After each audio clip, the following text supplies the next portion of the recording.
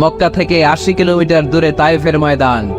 যারা হজ উমরা করেছেন তারা জানেন, প্রায় 80 কিলোমিটার দূর এই তায়েফের ময়দানে বিশ্বনবী পাহাড়ি পথ পাড়ি দিয়ে দাওয়াত দিতে গেলেন। তায়েফের লোকেরা কি নবীর দাওয়াতে সাড়া দিয়েছে? নবীকে পাথর মেরেছে, ঠিক কিনা? রক্তাক্ত করেছে তিনটা জায়গায়। কয় জায়গায়? বিশ্বনবীর চাইতে সুন্দর মানুষ পৃথিবীতে ছিল? বিশ্বনবীর চাইতে সুন্দর মানুষ বর্তমানে পৃথিবীতে আছে? আমার নবীর চাইতে সুন্দর কোন সুপুরুষ কিয়ামত পর্যন্ত দুনিয়ায় জন্মগ্রহণ করবে? সাদা ধবধবে স্বচ্ছ শুভ্র মানুষ, এত সুন্দর মানুষ যার নুরানি চেহারা দেখলে মানুষ কালিমা পড়ে মুসলমান হয়ে যেত। বিশ্বনবীর চেহারা দেখে কাফির মুশরিকেরা কালিমা পড়ে মুসলমান হতো। আমার নবীর চেহারার মতো সুন্দর শুভ্র সাবলীল মানুষ দুনিয়ার বুকে দ্বিতীয়টা ছিল না। আমার ওই পেয়ারা নবীর গায়ে পাথর মেরেছে তায়েফের ছেলেরা। আমার নবীকে তিনটা জায়গায় রক্তাক্ত করেছে, তারপরেও বিশ্বনবী তায়েফবাসীদের বদদুয়া দেয় নাই। খেয়ে না খেয়ে দিন প্রচারের কাজে নিজেকে দিয়েছ বিলিয়ে, তায়েফের কাফিরেরা চিনল না সে আলো, দুষ্ট ছেলেদের পিছু দিল লেলিয়ে। পাথরের আঘাতে ক্ষত বিক্ষত হয়ে সারা শরীর থেকে রক্ত ঝরে। হে রাসূল তোমাকে ভুলি আমি কেমন করে, হে রাসূল তোমাকে ভুলি আমি কেমন করে।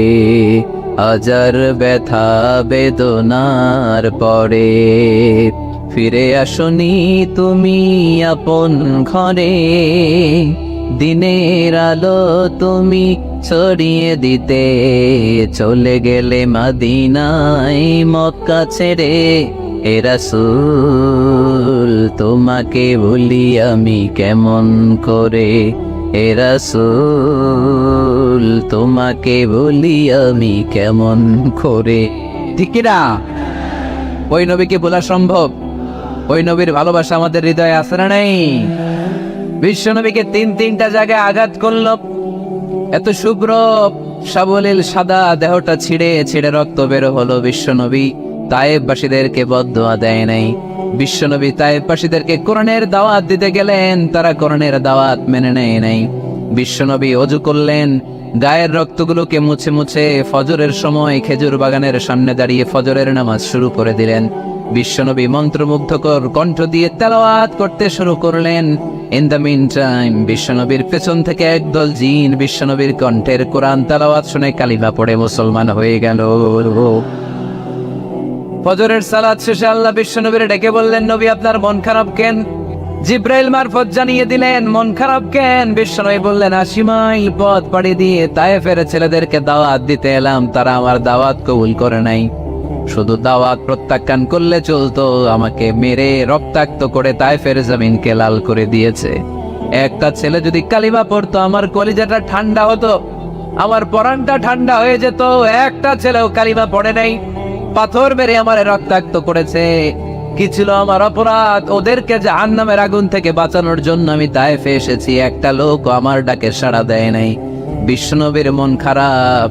আল্লাহ ডেকে বললেন, নবী মন খারাপ করবেন না, হতাশ হবেন না। আপনি জানেন না, আপনি দেখেন নাই, আমি আল্লাহ দেখেছি। আপনি যখন দাঁড়িয়ে দাঁড়িয়ে ফজরের নামাজের তেলাওয়াত করছিলেন, আপনার সুমধুর কণ্ঠের তেলাওয়াত শুনে একদল জিন কালিমা পড়ে মুসলমান হয়েছে। سمعنا قرآنا عجبا يهدي إلى الرشد فآمنا به। বিশ্বনবী যখন কালামুল্লাহ মাজিদ থেকে দাঁড়িয়ে দাঁড়িয়ে তেলাওয়াত করছিল, জিন জাতি বিশ্বনবীর কণ্ঠের তেলাওয়াত শুনে পাগল হয়ে গেল। জিনেরা এরকম বাক্য শোনে নাই এর আগে। জিনেরা মিলাই, কিরে এটা তো কোনো মন্ত্র না। জিনেরা মিলাই, কিরে এটা তো কবিতা না। এত সুন্দর কথা কার বাণী? এটা আল্লাহর বাণী ছাড়া অন্য কোনো বাণী হতে পারে না। এই সুন্দর বাণী শুনে তারা কালিমা পড়ে মুসলমান হয়ে গেল। আল্লাহ বিশ্বনবীর আশ্বস্ত করলেন, নবী আপনার কষ্ট বৃথা যায় নাই। মুমিনের কষ্ট কি কখনো বৃথা যায়? আওয়াজ করে বলো, বৃথা যায়?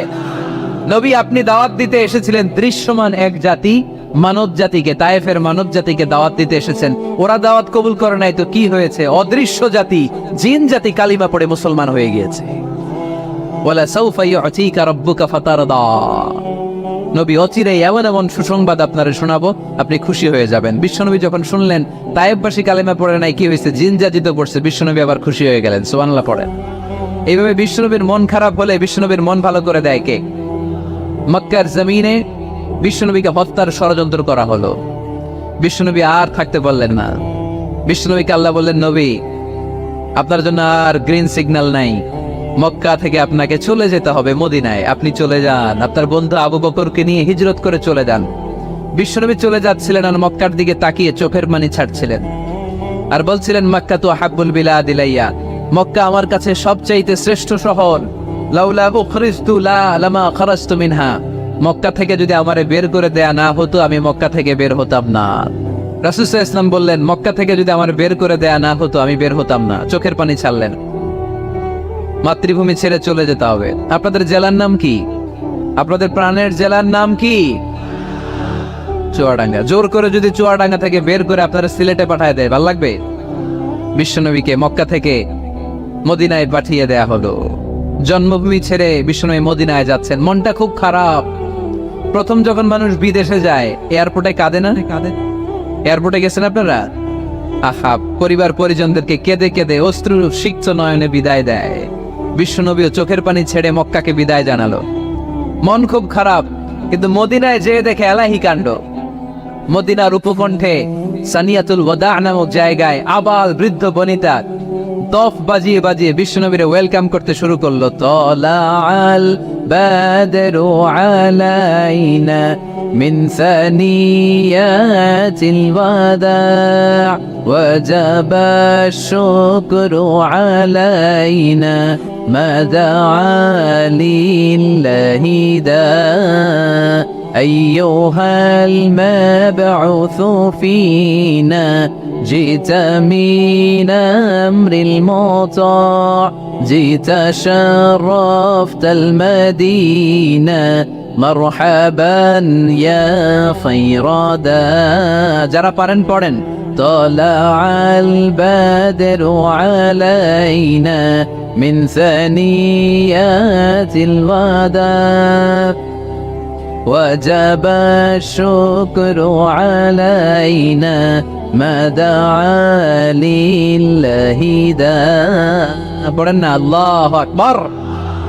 এই বিশাল জনসমুদ্র দেখে তলাল বদরু আলাইনা আর দফ বাজাতে বাজাতে নবীকে ওয়েলকামিং রিসেপশন দেয়া। উপকণ্ঠে সানিয়াতুল ওয়াদা নামক জায়গায় আবাল বৃদ্ধ বনিতা দফ বাজিয়ে বাজিয়ে বিশ্বনবীরে ওয়েলকাম করতে শুরু করলো। তলাআল বাদরু আলাইনা মিন সানিয়াতিল ওয়াদা ওয়াজাবা শুকরু আলাইনা মা দাআ লিল্লাহি দা أيها المبعوث فينا جئت من أمر المطاع جئت شرفت المدينة مرحبا يا خير دا যারা পারেন পড়েন طلع البدر علينا من ثنيات الوداع وجب الشكر علينا ما دعا لله داع পড়েন না আল্লাহু আকবার। এই বিশাল জনসমুদ্র দেখে তলাল বদরু আলাইনা আর দফ বাজাতে বাজাতে নবীকে ওয়েলকামিং রিসেপশন দেয়া হলো। এই মদিনার মানুষের ভালোবাসা দেখে মক্কা থেকে যে তিনি চোখের পানি ছেড়ে বিদায় নিয়েছেন এই দুঃখের কথা বিশ্বনবী ভুলে গেলেন। বিশ্বনবীর মনকে আবার খুশি করে দিল কে? সুবহানাল্লাহ কইতে পারলেন না? ওয়ালা সাউফা ইউতিকা রাব্বুকা ফাতারদা, নবী অচিরে এমন জিনিস আপনাকে আমি দান করব, আপনি খুশি হয়ে যাবেন। আবার বিশ্বনবী শুনতে পেলেন ওনার আগের পয়গম্বরদের বয়স ছিল কারো 1000 বছর, কেউ হায়াত পেত 2000 বছর, কেউ পেত 1500 বছর। তাদের উম্মতের মধ্য থেকে কেউ বাঁচত 800 বছর 700 বছর। বিশ্বনবী মনে মনে দুঃখ পেতে শুরু করলেন, হায় হায় আমার উম্মতের গড় বয়স এত কম, আগের উম্মতেরা হায়াত পেয়েছে বেশি, ইবাদত করার সুযোগও পেয়েছে বেশি। আমার গুনাহগার উম্মতেরা হায়াত পাবে কম, তাই ইবাদতের সুযোগও তাদের কম। ঠিক কি না? আল্লাহ রাসূল সাল্লাল্লাহু আলাইহি ওয়াসাল্লাম ফরমান, আমার উম্মতি মা বাইনা 60 ইলা 70। আমার উম্মতের গড় বয়স 60 থেকে 70। 60 থেকে 70 এর মধ্যে আমার উম্মতের বেশিরভাগ লোক মারা যাবে। ওয়া আকাল্লুহুম ইয়াজুযু যালিক, হাতে গোনা অল্প কয়েকজনই 70 এর বেশি হায়াত পাবে। আপনাদের চুয়াডাঙ্গার কি অবস্থা? কত হায়াত পায় মানুষ?